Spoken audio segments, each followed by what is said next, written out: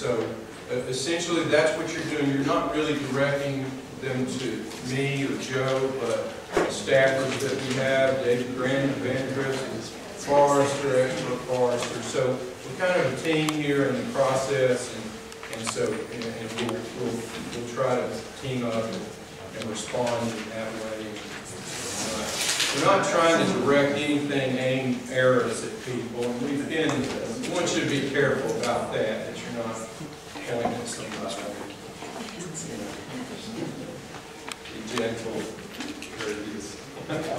All right, let's start. Jamie Rowe. Would you like to go first, Jamie? I didn't really want to go first. So I'll jump in and go first. You want me just to be You could come up. It'd probably be better if you came up here. That way you can see people and see their names.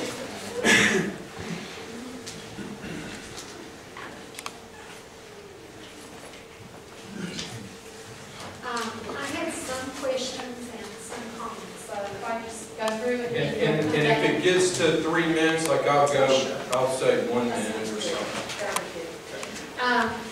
I wondered one thing about would the county be willing to figure land area like they do in the city?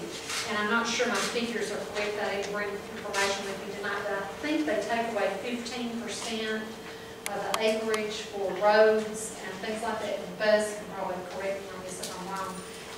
Before they start figuring out how much density.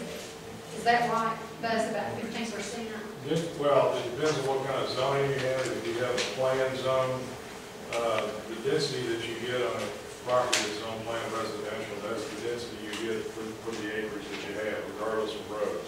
Now, if it's a zone that doesn't require plan approval, that's based more on lot size. Typically, I think there's a rule of thumb that if you have a subdivision, whether it's planned or not, roughly about 25% of the area is going to be taken up by roads. But there's nothing, the plan zone, you don't take that out. The density you get is the aggregate for the acreage of the site. I think it would be good if we could take part of that out, particularly on where you have steep slopes and not as buildable land, but that's just a suggestion. I do want to thank you all for having so many public meetings, because that's something we've been sadly lacking in a lot of ways. I would like to add that I like the idea of leaving large trees instead of grading everything smooth, and maybe giving some kind of credits for that, or some kind of incentive there. To me, would be better than trying to replace the trees like New Harvest Park. Would have been nice if they left some of those large trees, because those children really swelter over there in the park when they're trying to play in the playground. If we could incorporate statements from the general plan and recognize them as coming from the general plan, I think that would be a really good thing. And I'm just going to read a few of them that are already in here that we don't seem to do.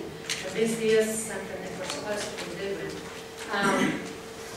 Like seeking regional solutions to environmental problems such as traffic congestion, pollution, and loss of natural land features, including forests, wetlands, and wildlife habitat.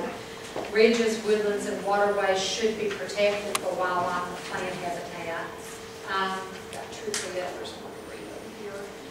Neighborhoods should be designed to respect and fit the natural terrain, preserving the trees and the open space. Tree-covered ridges, pristine streams, woodlands, and prime farmland are assets that are valued by our residents.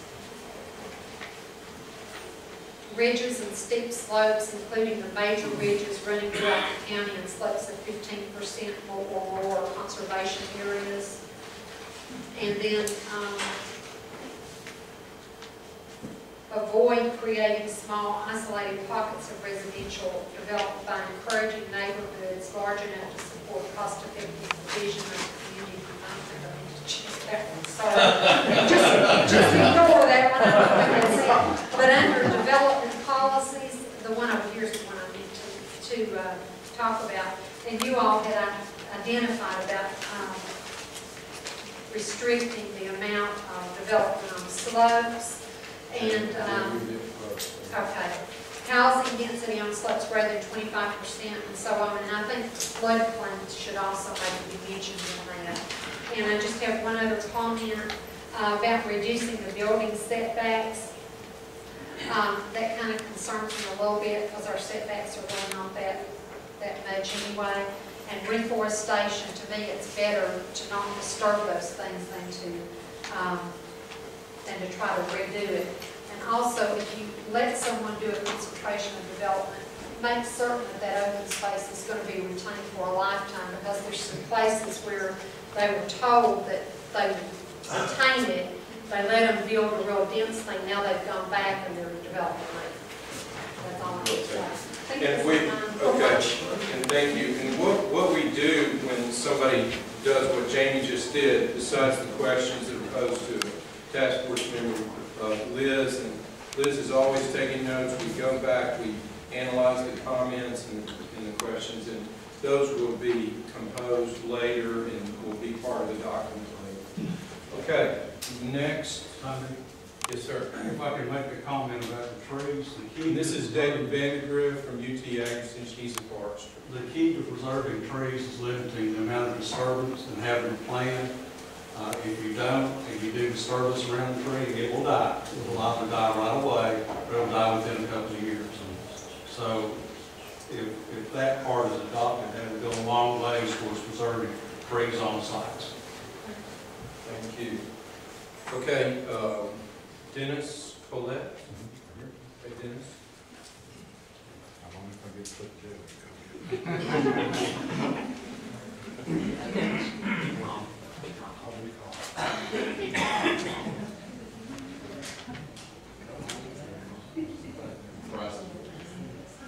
Thanks, Dennis. I didn't know I had to get up there and speak First of all, can I ask one question before I start? Yeah, you can do whatever. Commissioners and the councilman, I'd like to know your intent for Old Callahan Road. I've heard all kind of stories from the last meeting before, talking Knoxville, talking Knox County. What's going to happen to Old Callahan Road? It's already 3/4 commercial. Okay, does anybody want to step up on that? Anybody that's in I'm task asking force? commissioners and Yeah. councilmen if you can give me an answer.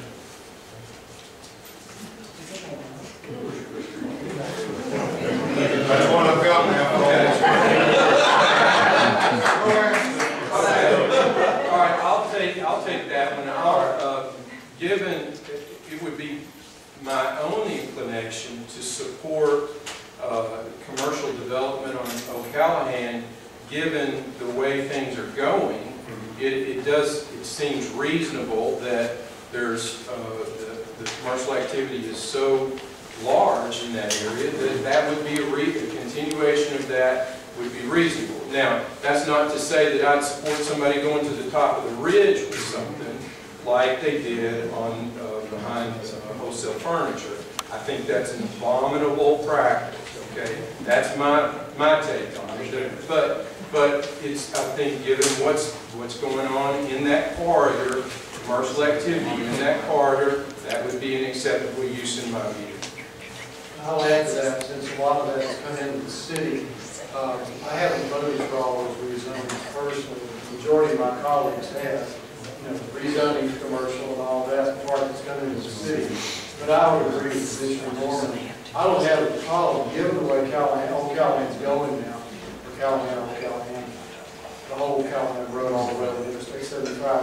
I don't have a problem with commercializing the lower part, but I think the state to use the same zoning to the top of the ridge. I think we ought to be able to differentiate somewhere. Well, a developer come in there just a few years back, stripped 20 acres, which almost connects to my property. There's one property in between, and I'm talking about the Knoxville furniture.